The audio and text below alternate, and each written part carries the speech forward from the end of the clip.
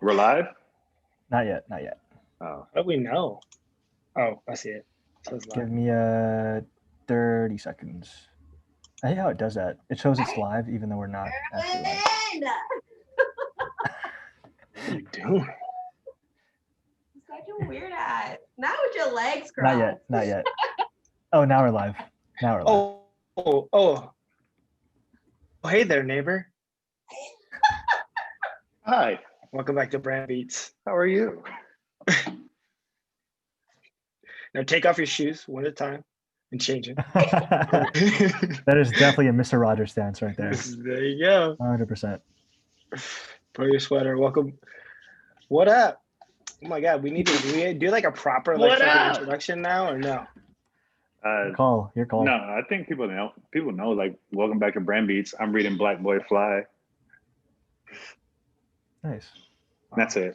I'm done. That was my Shameless plug. Plug, yeah. a plug for a book that it's not mine, but yeah. I'm Erwin. Welcome back to Brandbeats. I'm Andrew. We can go around. I'm JoJo. Cool. I'm Lindsay. Cool. Merrick. Really got to figure out a flow.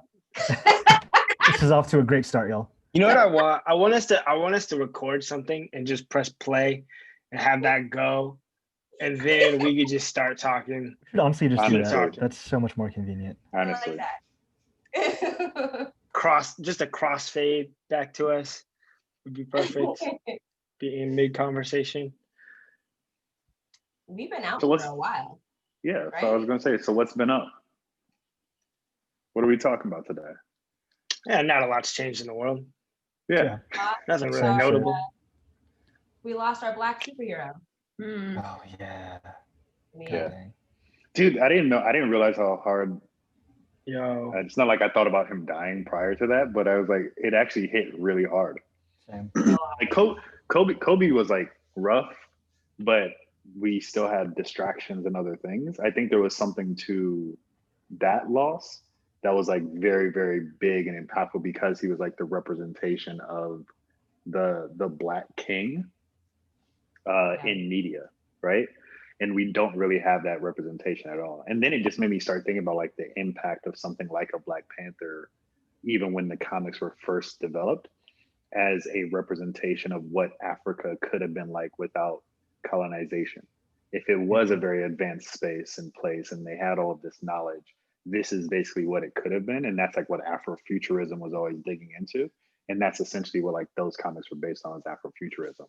And so I just like started going in all these spaces, and like we basically lost this amazing modern day representation of Afrofuturism that brings and imbues a sense of pride in the people. And I'm sure they can keep it going, but it's like when you lose one of the key tent poles or people, that's like, yeah, that was hard. And Well, he was a great dude. That's exactly it. Like, not only was he like a model representative, a person who stood up for the culture, but I think what like part of the reason too is just like, if you remember when that happened, like there was like a cultural wave that came out of that so many people felt for such a long time. And I think that it was just the shock of it, like being taken away so quickly too. And unexpected, you know. I think he's quietly fighting for his life for so long. Yeah. But it's just, I think that people were like, that high that you rode on that wave with him, in a completely different way than Kobe was, right? Kobe was like a cultural icon, but in a similar fashion to other ways we've had, you know, African American heroes.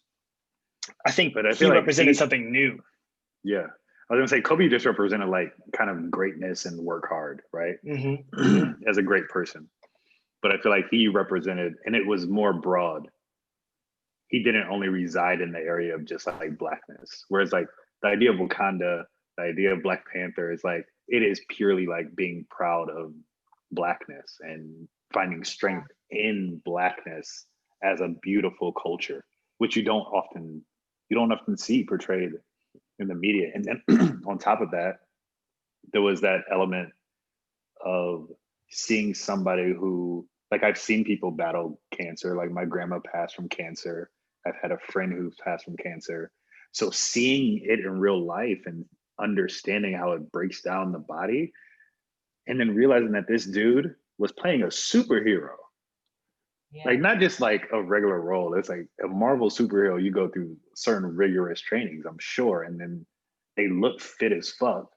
And then the fact Yeah. that he had cancer when he was doing all of this, and then he just did like the 5 Bloods and like all of these other things. It's like, how? And it also just raises the conversation, at least amongst like my friends. We've been talking a lot about the hidden struggles, and there's been articles about that written about this specific thing, because he didn't talk about it, he didn't put it out there, he wasn't like saying I'm fighting this and I'm going to beat this publicly. But it just shows that we all have, no matter what we look like on the outside or how much we seem successful on the outside or what we're doing on the outside, there's always that internal struggle, that internal mental health and all of that stuff that we're all probably going through, and how important it is to just like reach out and look to understand somebody else's point of view. Empathy, that was the topic. There you go. Boom. Yeah. He wasn't just a black man who played a superhero. Like he wasn't like in Flash or like any other superhero that there was. Like he was our black superhero. And then Yeah. he was a superhero to kids who were battling cancer. Like that just has stuck with me so hard, that he was just like spending time with all these children, Rady's Children's Hospital, and exchanging prayers and doing all of these things for these children who are battling cancer, all the while battling the same thing himself. And I'm like, what must that have felt like for you to look in the eyes of these children who are battling a disease that they're not going to make it through, and you're doing the same thing? Like, how do you harness that type of strength? Yeah. Have you seen like now it's like made a lot of his like interviews more like potent, and like just there's more weight in it. Like there's the one where he's talking about the kids who are battling cancer, and they stayed alive to see the movie, or they fought to stay alive to see the movie, and he breaks down and cries, and you realize like he's going through that same battle that these kids are going through. Like he probably wants to see it. He wants to see their joy and the impact that the movie is going to have, or like the presence of this is going to have. So he's fighting as well. Like it's just, it made all of those things so much more potent. Mm-hmm. One thing that I think about is like the modern day civil rights activists. What I do is I find myself kind of going back and listening to a lot of like Toni Morris, Baldwin, Malcolm X, all these like influential people who had a voice when it was dangerous for them to have a voice. And, they still spoke their truth. They still stood up for what they believed in. And I think about us today and how it's shifted so much, because they're literally saying the same things that we are trying to say today. But we don't have the same dangers as they do. And like I personally say, like, I have a small group of modern day heroes that I look into in the same caliber.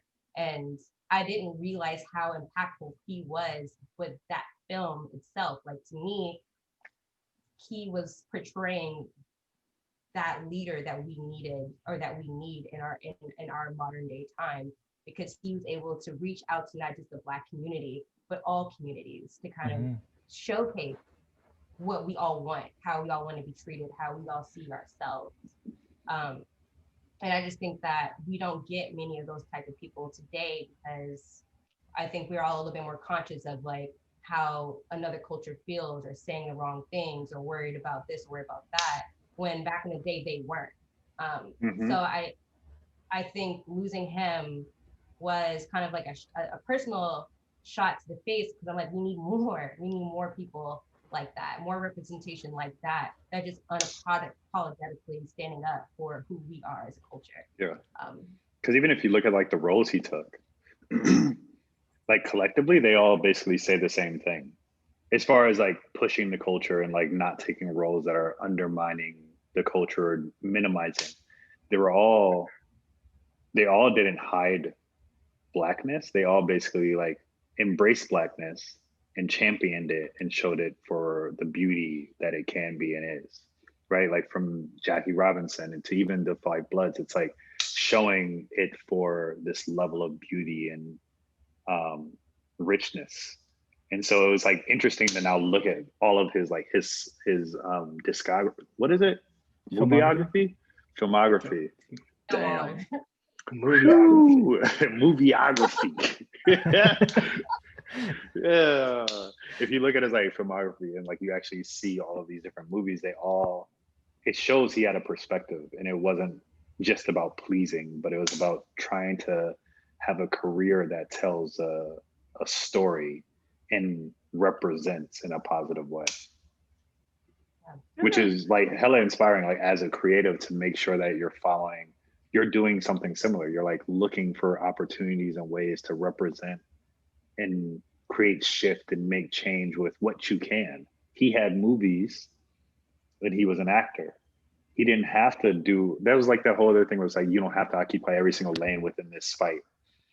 He occupied his lane and he did it really well, and he kept fighting, and that then gave space for these types of conversations and stories. And if we all like do that, I think that's like even looking at Malcolm X and Martin Luther King, like I feel like they had to occupy more space, but now we have so many that if we just occupy our space and fight within that space and try and really own who we are and own the beauty of who we are, no matter what like race you are. I'm speaking from a Black man, but if you're a POC, just owning who you are within that space and representing, yeah, I feel like that's the power.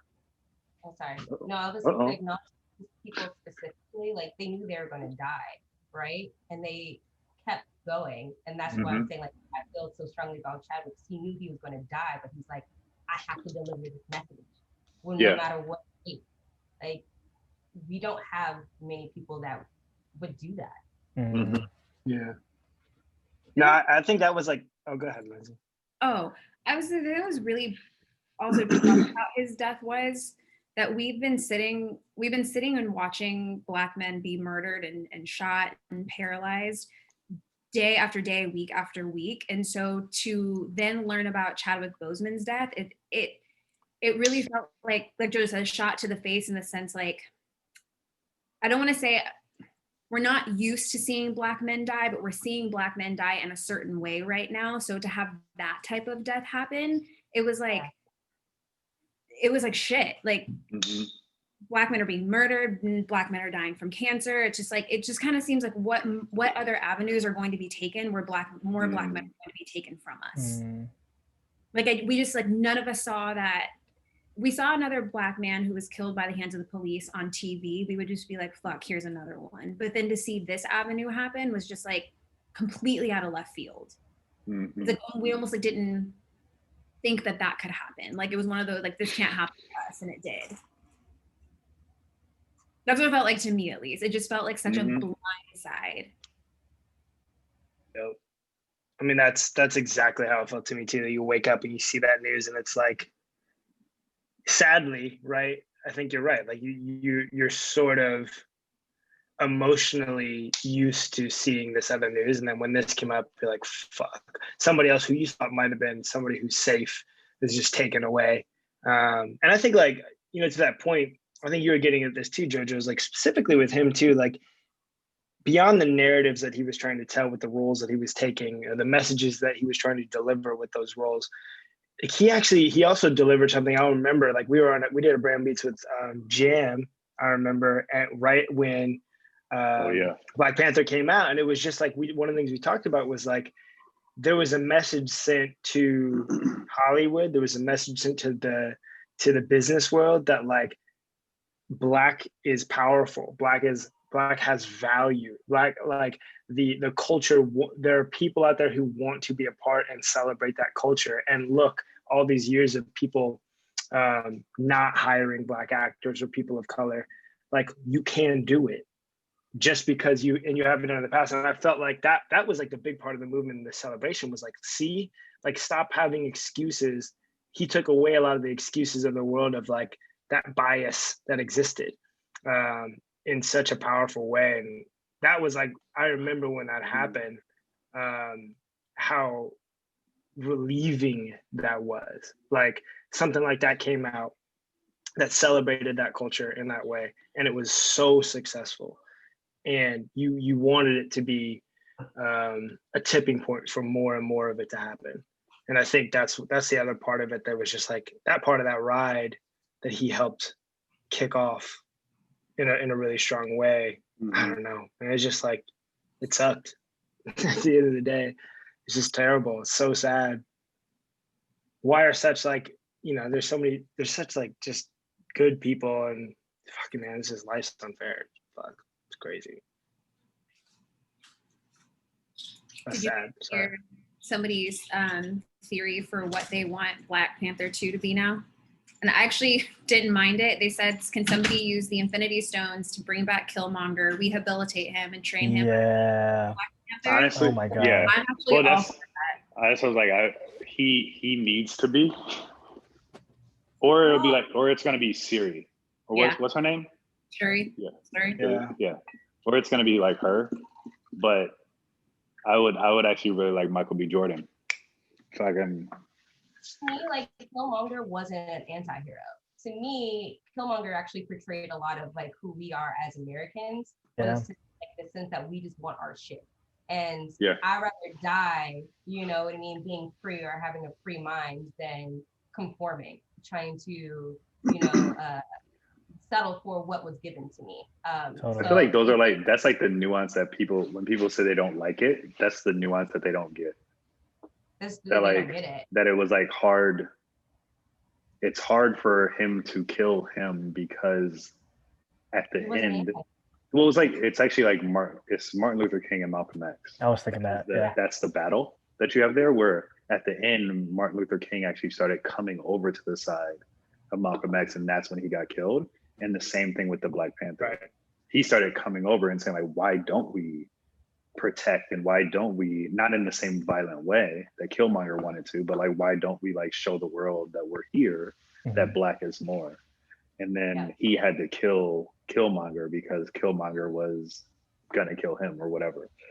To me, it's like that would be a great like replacement. Because even like when I literally just watched it again, I'm like, yeah, like they should definitely bring him back.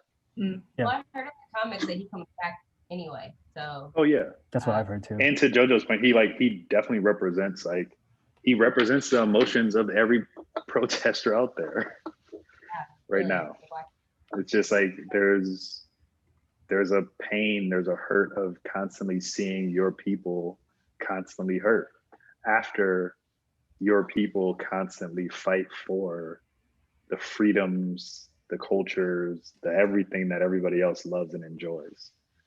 There's that like, again, there's this crazy mental disconnect of like, how come we can do all of this stuff? How come we can be the soul and the reality of the fight for freedom, but then we still aren't acknowledged as free individuals, or we still aren't acknowledged within the same like space of like being Americans, or being, this being our home too.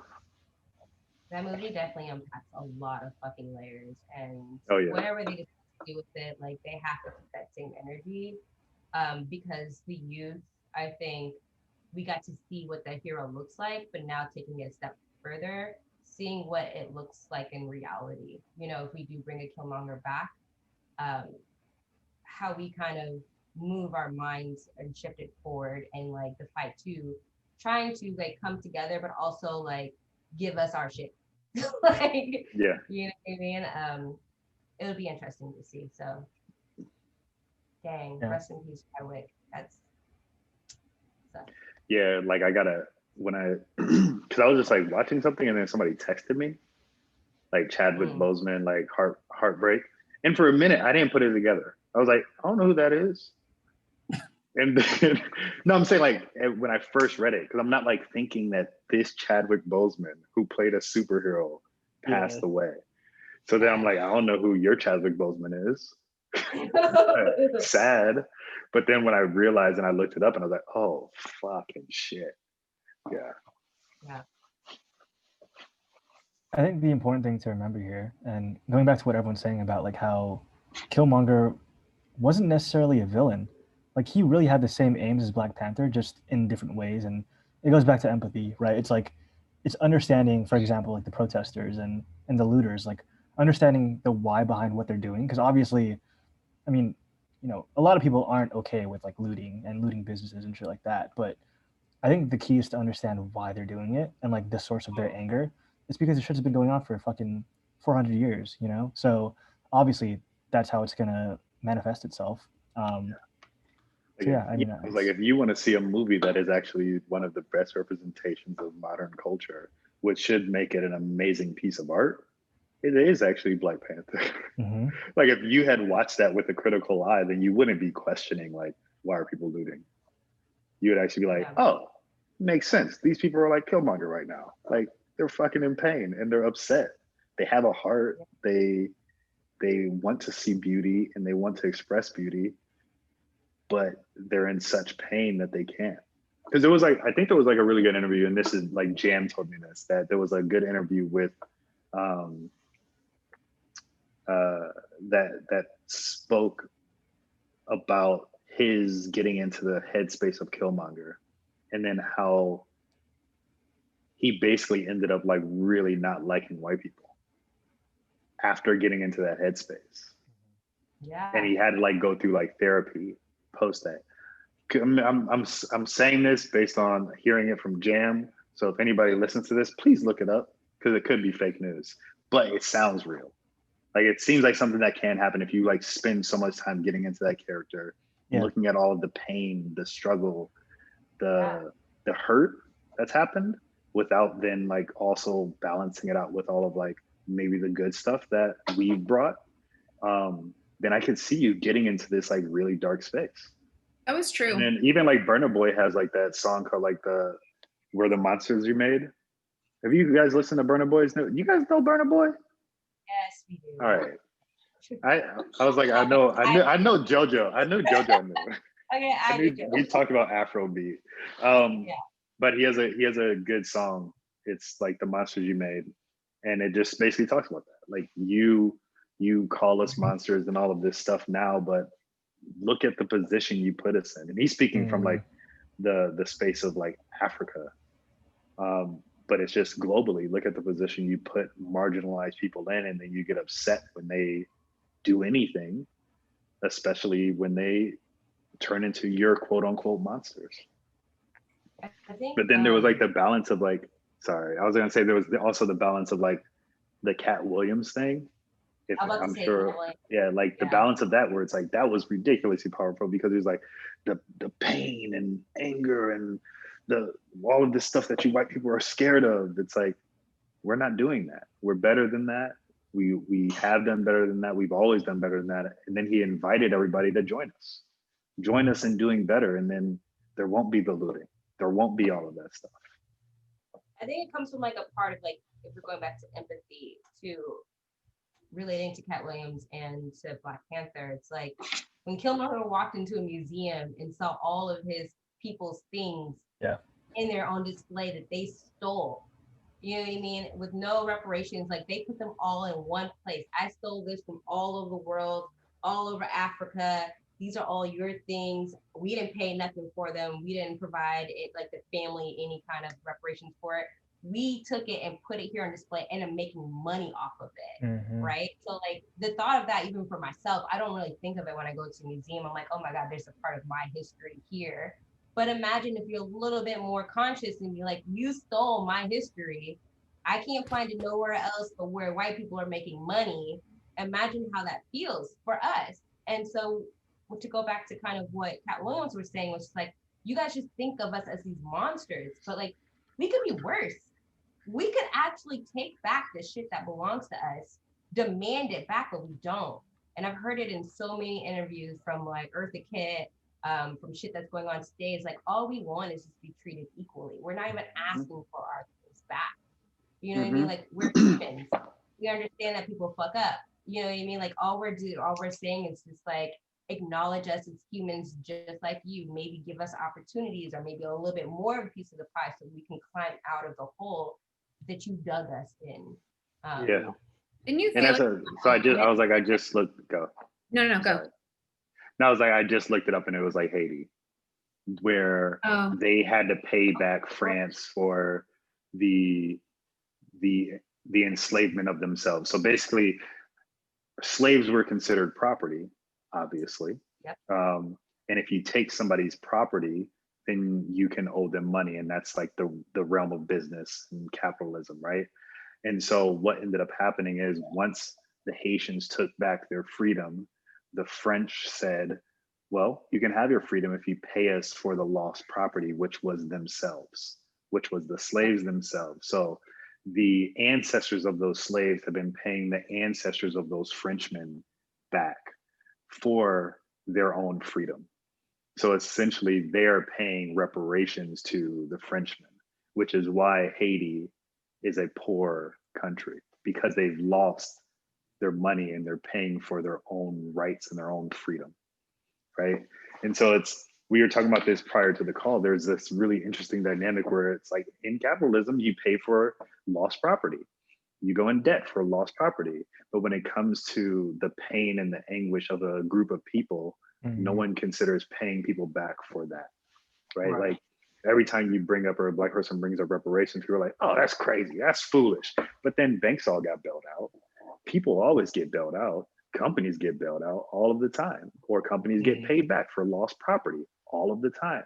But when it comes to a group of people who basically lost X amount of time from being able to get on the same path, or being able to like elevate themselves or whatever, like we lost all of that time. Our ancestors lost all of that time where we weren't able to be on the same playing field, right?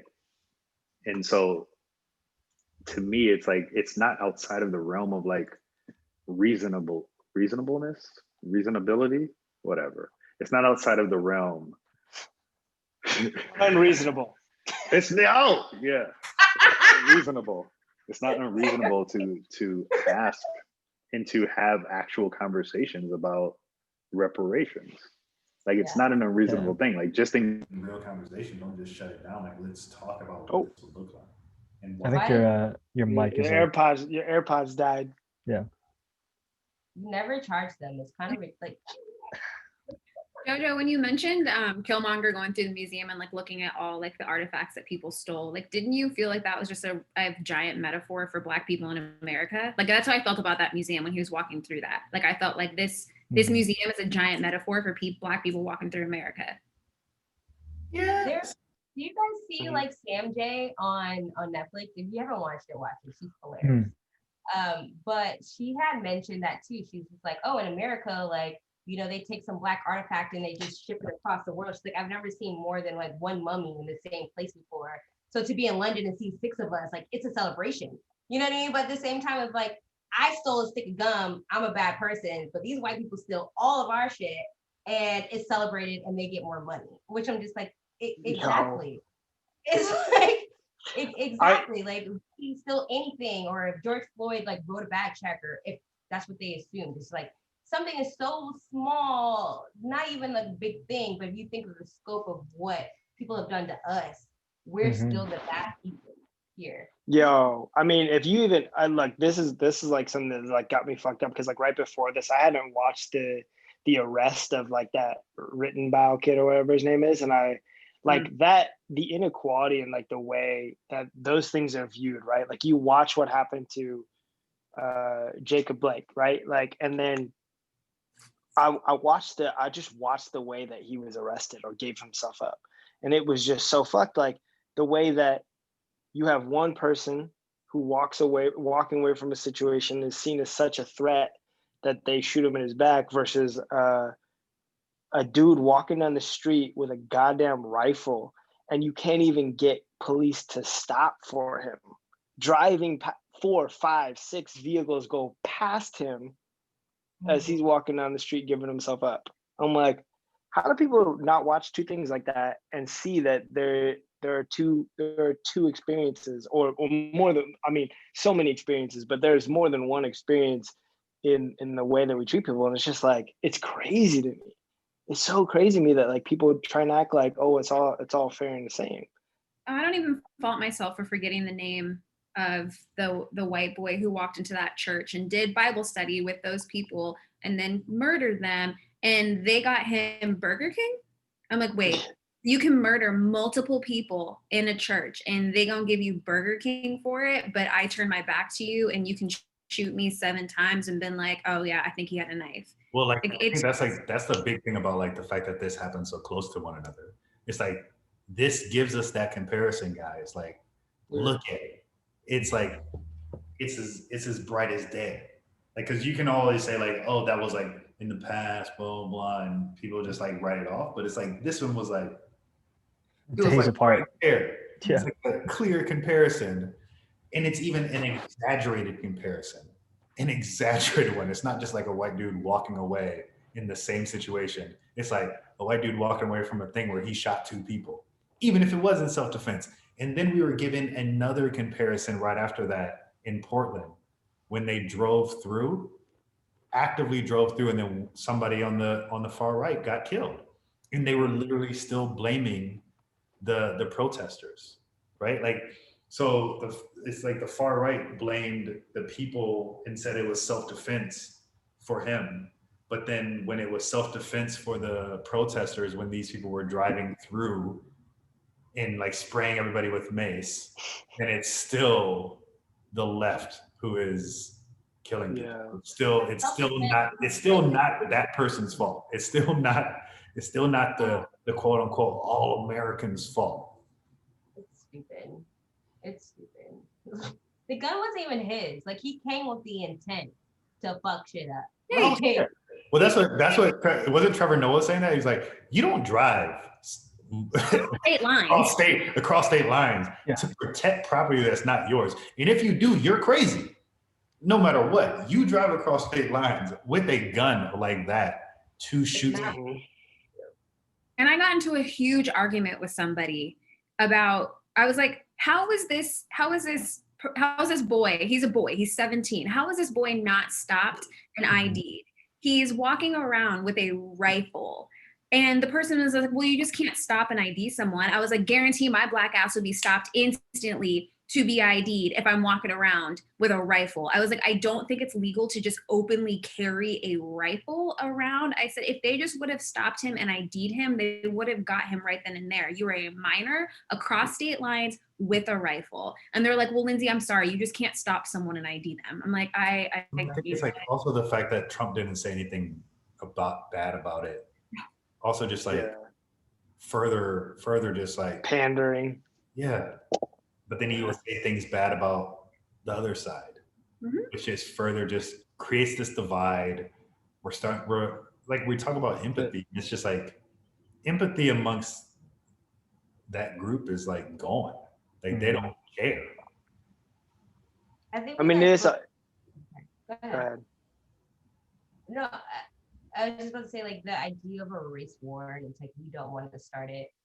It's been there. And I actually talked to like one of our coworkers, and I was just like, yeah, like, you know, Trump isn't going to prevent a race war. And she's like, it's already a race war, and like, we're trying to get out of it. And I'm like, oh, yo, dead ass. Like, it's been a race war. And for us to go into this next election, and I don't want to get too deep into politics again, but it's just like, only we as a collective across all races can only stop this. Like, there's no politician that's going to fix this for us.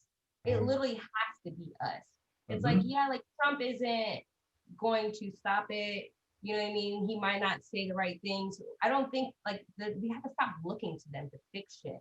Like, we have to start building it within our own community, because like, that's the only fucking way. It's the only way. And I hate to say, like, even when Obama was in term, he couldn't stop shit. He wasn't able to do shit, even if he wanted to. And it's like, it literally, now the weight of the world is on our shoulders. And it's like, I feel like if we're going to end up dying and being killed anyway, then like, we need to die in the right way. Like, more of standing up for each other, standing up for what's right, speaking on social injustices, calling people out, whether it's your mom, your dad, your neighbor, whatever. Like, shit needs to change, and it's only going to stop with us. Only. Because like, obviously we see the cops ain't gonna do shit. They don't give a fuck. It's literally us.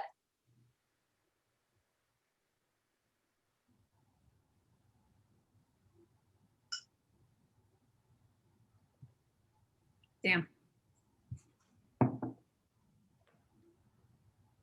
Yeah. I don't know. Mic drop. That was I just say this because I think of like, as we're like hyping up politics right now. I have a friend who's locally. When I first moved to San Diego, I just didn't think of San Diego has anything to do with the Black community at all. I actually was like, why the fuck am I here?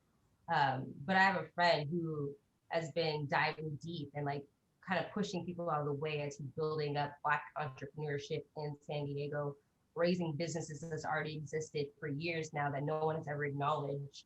And he's just like highlighted and respected so quick within maybe 6 or 7 or 8 months already doing the damn thing. And I'm like, this platform was here for us already, but no one stepped up and took it. He took it and he's running with it. I'm like, that's exactly what we need more of. It's not just like, all right, let's like all band together. Like, oh, this person is kind of halfway doing there, but they're stunted. It's like, no, if you have the resources, you have the opportunity, if you know what the fuck you're talking about, then like fucking do it. Like we can't keep waiting on, excuse me, white people to fix our problems. Like the white savior to me is like non-existent. It has to be. It's hard, man, because it's such right now too. It's such a time where it's like, I wish we lived in a world where your politics didn't affect your morality, but your morality affected your politics. Like, right. And so much of it happens the opposite way in the world that we live in today. And that's a dark time, you know, like that's what feels the darkest about the time to me. Because like, to me, we are like, this is a weird issue that gets politicized, but I'm like, why is this a political issue? Yeah. We are not talking about a political issue. We're talking about a morality issue. And it's somehow been politicized to the point that like people need to take sides versus like, what the fuck is right and wrong at the end of the day? And all of these issues, like why does this have anything to do with Trump? Why does it have anything to do with any of that? Like, this is a fucking dark ass path that we're on. And the fact that people can find themselves on either side of the aisle on it is crazy. Yeah. I think like becoming an activist goes deeper than risking your life.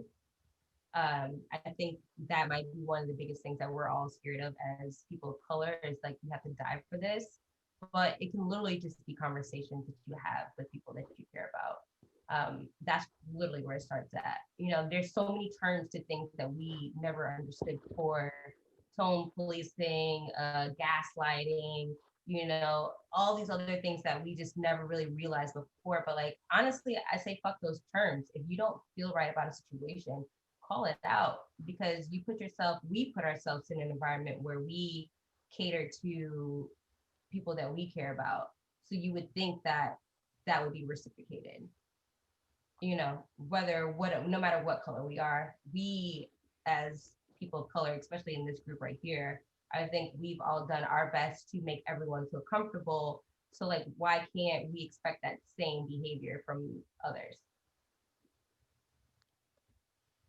I don't laugh at that, Jojo, because I'm just like, that's an asinine thing to say. I laugh because I stopped expecting stuff from people a long time ago. Like, I mean, you know, today, like I had the worst time with an accusation and tone policing and stuff like that. And today hit me the hardest, and I was just like, I cannot expect anybody to give me the same respect that I give them, because it just goes back to when our parents told us when we were younger, you are a minority, so you have to run faster, jump higher, speak better than other people just to be on the even playing field. And like today, I felt like something was stolen from me when I was just like, can I just not be myself anymore? Like, do I have to put on this mask and this bubbly persona all the time? Like, am I not allowed to feel what is going on in my community and see the things that are happening to brothers and sisters? But I have like one off moment, and then suddenly, you know, everything is derailed. And then my mind immediately went to, well, you've done X, Y, Z, A, B, C. And I'm like, why am I even going there? Because it doesn't matter. I'm not going to get the same respect. I am not awarded the same respect. It's just not going to happen. And it's sad that we don't get that same type of respect. I've just learned to live without it. I would just more so think of like the future generation and like, what are you willing to die for? You know, like if I died tomorrow and I didn't create this opportunity for my daughters to like have the space to be heard. And again, like I can't say that I'm going to change the world, and this is a Tupac quote, but like I want to provoke the mind of the next generation to do so. And it's literally just me or them watching me stand up for things that I believe in. I might not have the largest platform, but maybe one day my kid will. And it's literally what she sees, how she sees me react to certain situations. And that's how I start to move when it comes to these like hard situations. Andrew and I have said this before, like our parents didn't necessarily arm us with how to be a biracial individual in society. I am now somebody who is trying to figure out how do I arm my son with the appropriate ways to go about life. Like I'm already finding books, buying books, like what kind of things can I give him even as an infant to understand like what society is. And I have to think like, did our parents know how to arm us with this kind of shit? Are we carrying now I hate to say burden, but are we carrying a different type of weight on now? We have to figure out how to arm our children, our unborn children, with how to acclimate to society before they're even here. That is a huge weight on all of our shoulders to carry that we didn't even know we had to carry. But that's something that we now all individually have to think about. And that's just been mind blowing to me lately. Yeah. I mean, that's a hard one too. You know, like I thought about it even after the fact, and like in having some conversations with my family, and I was like, me trying to be empathetic to them, right? Like in probably my family's eyes, they moved me away from what they felt like was the most horrible situation, right? Like they lived in a place where racism was like rampant, and they, in their eyes, they were like, I helped put my son in a completely better situation, right? He's not going to have to deal with as much of that in his life growing up.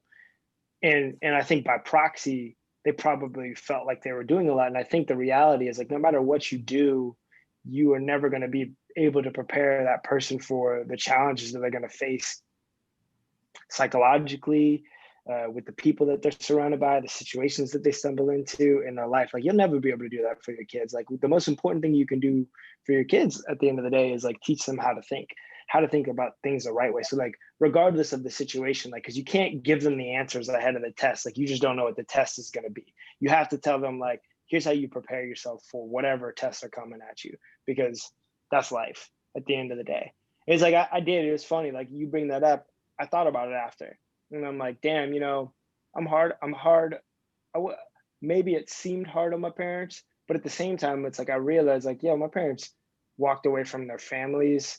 They walked away from their life that they know, and they wished it to move to a more expensive place because they were like, look, this is a better opportunity for me at the same time. So it's like, then again, I want to look at the positive side of the coin, which is like people trying to do a lot for us at the same time. You know, move to California, more accepting. This is like a place where they can live a life and not have to worry about some of that. But I agree, like it is hard. It's crazy. It's a lot to put on our shoulders. But at the end of the day, it's like, that's what you need to do. I feel like that's what all of our responsibilities are to pass on to the next generation, is like instill in them the morality that you look for in yourself, instill in them the reality and the capability to deal with shit, the challenges. Like who knows what they're going to look like. Maybe we'll be like upset at yellow people, like orange people, like, we're all going to be like in the years, like the decades, the years, the centuries to come, like there will always be these challenges. And it's like, I don't know, it is a lot. That's hard. When we were talking, when you like brought up the thing about like our parents, and I think about generations, it's like our parents, if not, they were part of like segregation. You know what I mean? Like, what was that like to move through that shit? or like rape culture when you weren't allowed to talk about like your family members raping you or molesting you or touching you, or even like divorce wasn't even heard of. You know what I mean? Like for my grandma in years, you know what I mean? Sticking in situations that didn't allow you to have a purpose or your purpose or live your freedom. Like people were just like, it was very taboo to speak out on any and everything. And we're just different now. And so I actually had to become a little bit more understanding with my mom when like I was going through things that she wasn't there for me to talk about. And I think about my daughter now and I'm like, I'm here to talk about it. So it's literally just like, just becoming a better you, becoming a better like version of your parents and your grandparents. It's like, oh, we can do. And it's unfortunately pushing ourselves to limits that are unknown, and which we already have. Because again, like we've already like faced a lot of things that our parents wouldn't even talk to us about. And that's just being in this kind of this like podcast right now, having this conversation. They would never do this. So give yourself a break on that half. Like I think we're all trying to move and celebrate ourselves, but at the same time learn and progress and grow. And that's also one of the things that I actually hate about us is that we don't get time to acknowledge our successes because we feel like we always have to race and keep up or do better and be better. And that would just like, I think at the end of the day, I start to lose a piece of myself, where I always feel like I have to be open. I always feel like I have to put my heart first or put other people first before myself to become whoever I'm supposed to become. But I'm proud of all of us, like literally super proud of all of us. And I think all of us are on the right path, but it's just not the end. That's all I have to say. It's like, we just have to continue to like progress and grow for the future. I mean, I think positively about this all, right? Like, I know that it's discouraging and so much is happening, but I do feel like a lot of what's happening right now is the ugliness being brought to a head at the end of the day, right? Like there's been a lot of conversations, like you could have taken this, like, let's call it 10 years ago in the middle of Obama's presidency, and like people were saying like, oh, this is all over, right? And it's like, well, no, it's not really. And I think that the conversations that are happening right now are painful, but it is I think it's a lot of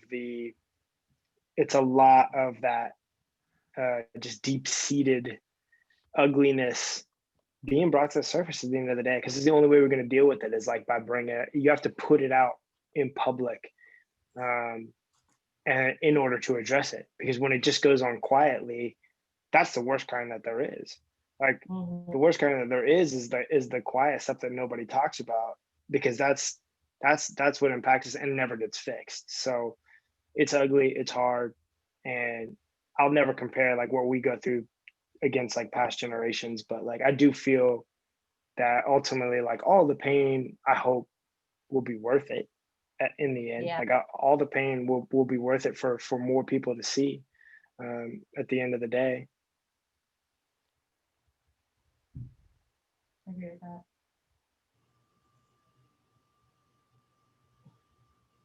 We hope. And do we have any like comments? Does anyone say anything? Yeah, we had a couple. Aaron Jackson was talking about Shuri in the context of Black Panther, saying that she should be Black Panther. So that would be dope. Matt Surowich just provided some context as to kind of the origins of the comic book. So he said Black Panther was also created and first published in 1966 in the Fantastic Four comic during the major civil rights movement and high racial tension. So I think what this is saying is like, when what everyone else is saying is, you know, this shit does not change. You know, maybe it's gotten like incrementally better, but comparing the 60s, like the civil rights movement, to now, like we're still dealing with the same old shit, you know, and it's like what can we do, you know? And where can we find that hope and that empathy? You guys hear about Disney? Like Erwin said this earlier. You know, this movie should honestly be like cherished as a piece of art. And I feel as though this movie should be, now that movie theaters are opening back up, should absolutely be re-released. Oh, yeah. And Disney has decided that they will not be letting movie theaters re-release. And there was a there was a drive-in theater in, I hope I'm saying this wrong, but it's Goochland. They were going to play Black Panther, and Disney let them know right away, absolutely not, you cannot play this movie, and Disney will not let Black Panther be shown in theaters. I thought that was, I took that as a personal attack. I was like, why won't you let this be? This is one of your highest grossing Marvel movies. Like, I don't understand. Yeah, Disney's not letting this be re-released in any theater. Is it still on Netflix?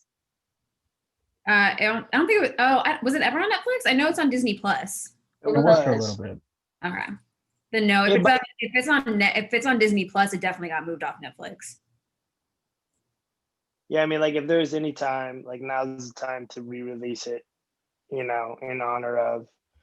I'm sure. I mean, I'm interested. Like, I'd be really interested as to like why, you know, like why. I wonder if there's like contractual or whatever that they need to work through. Because I don't see them as like a having a reason to not want to do something like that in honor of.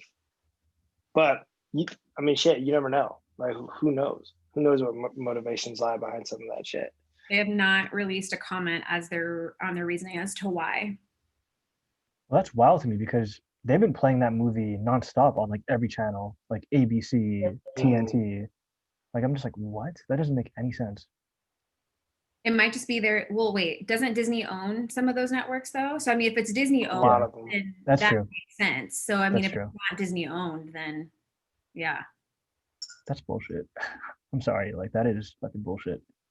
And they could be making a shit ton of money. Like, even if they were doing it for the wrong reasons, oh my god, could you imagine like the money they would rake in? Like, it's just a dumb move all around, you know? And they're opening movie theaters this weekend for a long weekend. Yeah. Why not re-release? Like you said, like, I mean, if you're looking at this from a money standpoint, like, you're gonna make a lot of people happy by being able to take their kids to see this, but you're gonna I'll play devil's advocate. I could also see them being like, we don't want to get into a firestorm about like we're a company that brought more people together during this COVID bullshit or pandemic. So I could see them being cautious about something on it, but it's still at the end of the day. At the end of the day, though, like if they're gonna put it on and profit off of it, that's what's fucked up. Like at the end of the day. Yeah. Oh, we can't have shit. I've always known Disney was like stingy about like their stuff. Like that's why like they're basically like a giant monopoly. I've always known they're stingy about their stuff, but like this seems like this is like the best time to bring people together in such a dark time to watch such an impactful movie. And they said, y'all can't have it. There's one more thing, like Joe just said, one more thing you can't have. You have to buy Disney Plus and go buy Disney Plus and watch it. I'm even thinking about the Mulan movie. Like, oh yeah, $30 to watch $30 Mulan. on top of what, $12 a month or whatever. Is that out? I heard. It just came out today. I read on Vox it was trash. Really? Was it? No it takes way. away all the things that were great when we were a kid, like I'll make a man out of you. What was his name? Mushu. Like all those like musical numbers that we all resonated with and loved so much, and like Mushu being played by, like none of that is in here. So it's just like a very dried out version of Mulan that turned into new villains, and they're like, there's no backstory on these villains. Like it's just a very dried out Mulan. And they didn't know how to do it. They're scared, right? They're scared of those words. I'm also pretty sure that the director and probably none of the writers were Asian. So just a weird fucking situation. Yeah. They were what? None. I don't think the director nor any of the writers were Asian for pretty much like all Asian cast. It doesn't make any sense. No. If anyone watches Mulan, let me know if they did like it. But I read it was just a very dried out version of what Mulan was, because everyone loved like those theatrical movie moments of like songs and everything, and I was like, oh yeah, I did love those things. Yeah. Nah, gone. Shame. Nothing. So upset, and I also have to pee. I really have to pee. So. All right, there it is. We're calling it. I would love to put myself on mute, but I'm just like, fuck it. I just gotta go. All right. Well, I think I mean we had an hour here, so we could probably call the day and end it there. All right. Well, I hope you guys have a good weekend. I'm not sure. Is this Labor Day weekend, right? yes. Yeah. Yeah. I mean, whatever. Birthday fashion beaters all weekend. Yeah, wife beaters all weekend. Wife beaters all weekend, and because it's Labor Day, do the emotional labor. Fucking learn history. You know. Snaps. There you go, Eric. You That's gotta- what I like to hear. We got a 3-day weekend or 4-day Like, weekend. fucking wait. 3-day weekend. Plenty Yeah, of time to read yeah. read a book. We got time. All right, y'all. All right. Till next time. Bye. Peace. Everybody just jumped off. Earl got off Just dipped quick. super early. I know. Great timing. He didn't even leave. He just stopped. He his just video turned his like camera that. off. Amazing. Bye, guys. Bye, y'all.